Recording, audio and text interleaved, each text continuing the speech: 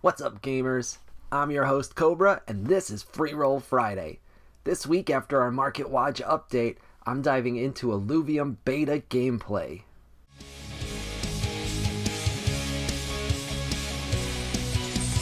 Let's jump straight into our Market Watch update as we always do. This week, we noticed that the Ethereum price is rising, which we enjoy quite a bit here at the Freeroll. However, you're going to notice that most projects are down from an NFT floor price. Those things, I think, tend to be related and therefore aren't a major concern. However, we continue to see prices slide as the overall market remains relatively bearish for NFTs. As always, we start with Otherside Otherdeeds, and this week the floor is down 14% and is firmly under 2 Ethereum for the first time in a long time. If you've been holding out to purchase some floor deeds, then now looks like a pretty good time compared to historical prices.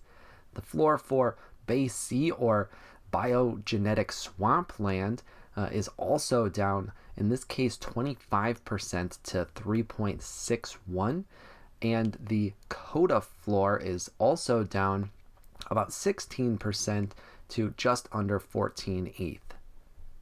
Illuvium Land continues its slow slide. I expected this to happen pretty much right after the sale concluded, and it took quite a while before we noticed any real impact. But as the project has slowed down with updates and news, people are getting a little bit bored and prices are coming down. Tier 1 land can now be had for under 0.35, Tier 2 for under 1 Ethereum, and Tier 3 is down to 2.78 ETH. Guild of Guardians didn't see big movement this week, although any movement that we do see is down. The rare hero floor has come down slightly to 0.0038, still incredibly inexpensive to get yourself some NFT characters for what's going to be one of the biggest games next year. The Epic Heroes stayed flat at 0.144. The Legendary Heroes are down slightly, about 7% to 0.1. And the Legendary Pets are one of the lone bright spots. They're up 2% to 0.477. I mentioned a couple of weeks ago that Riot Racers was due for a big update, and it still hasn't hit as of this week. Because of that, floor prices have stayed fairly stagnant, as we see the floor for Artemis cars is down 11% to 0.025. The floor for Apollo cars is down 5% to 0.052. And the Genesis floor is down to 0.087, which is down just 2%. Genesis drivers are up slightly at 6% at 0.018. Our key watch over on Frontier is got the lone bit of good news this week. The Stellar Key is up 3% to 3.2, and that effectively ends its long, painful slide downward. Hopefully, we're going to start seeing that price recover. The Data Key itself is up to 0.34 and looking a little bit better than last week's price. The 0 unit, as expected, continues to slide. It is now down to under 0.02, which means that if you've been waiting for an opportunity to buy some 0 units, now is likely the time. And we wrap things up with Parallel. Lots of red for Parallel this week. Those floor prices have actually been improving quite a bit, but we see a step backwards this week. The overall floor is down to 0.0025, which is down 36% from last week. Quite the drop off. The SE floor is down to 0.02, which is a drop off of about 13% from last week. And we see the prime key back down to 16 ETH. That is the bottom end of the range that we typically see it trading in. A couple of weeks ago, I finally got around to applying for the Illuvium beta access and was luckily accepted pretty much right away. That means that over the last week or so, I've been able to download the client and start testing out the game itself. Now, few things to keep in mind as we take a look at this gameplay. First of all, this is the very first beta release that is coming out. That means that the game is incomplete and absolutely features a bunch of bugs. This is a normal part of the development process, and so we shouldn't really be holding any negative things that we see against the Illuvium team. That said, I don't have a whole lot to complain about today because the beta is relatively smooth and definitely fun to play.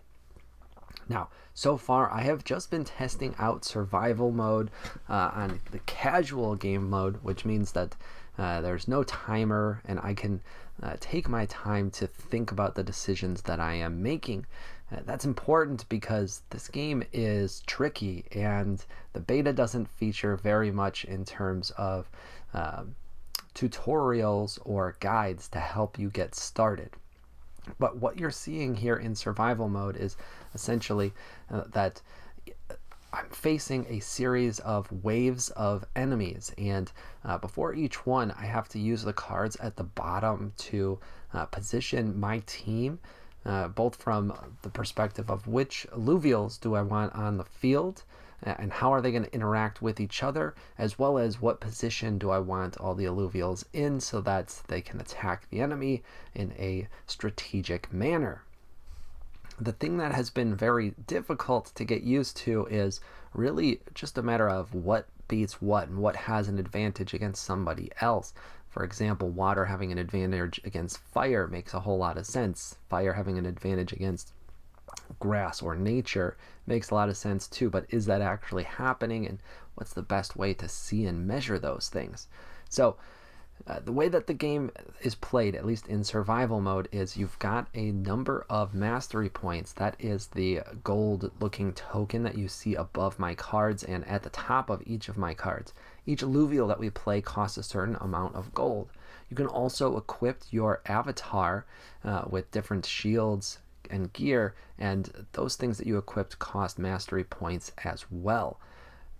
The combinations that you choose will impact the synergies that are in play for your team. Those synergies are going to give you all sorts of different abilities and buffs, and they really make a big difference in terms of success or failure, and knowing how to pair these things together and have a proper strategy for each wave is really the key to this game mode. Now, one of the things that I enjoy, but admittedly am not necessarily very good at yet, is you get to recall the alluvials that you have played and reclaim those mastery points. This allows you to really do a lot of mixing and matching in between each wave, which is great because you only get 25 mastery points added at the end of each turn, and as you notice, all of the alluvials cost more than that. So if you're playing additional alluvials frequently, you're never going to build up any extra mastery points.